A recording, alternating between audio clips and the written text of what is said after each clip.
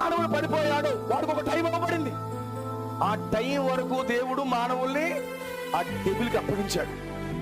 అయితే రోగాలకి, ఆ దెయ్యాలకి, ఆ బానిస బతుకులు మనం బ్రతుకుతున్నాం.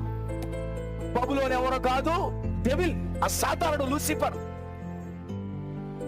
మన పితరుల పాపాలను బట్టి మనం ఈరోజు పాపంలోకి వచ్చేసాం.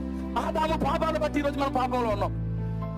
ఇశ్రాయేలు ప్రజలు వాళ్ళ గ్రాండ్ ఫాదర్స్ పాపాలను బట్టి వాళ్ళు చెరలోకి వెళ్ళబోతున్నారు. ఈరోజు ఆదాము పాపాలను బట్టి మనం చెరలోకి వచ్చేసాం. ఎంతమంది వచ్చారు చెరలోకి?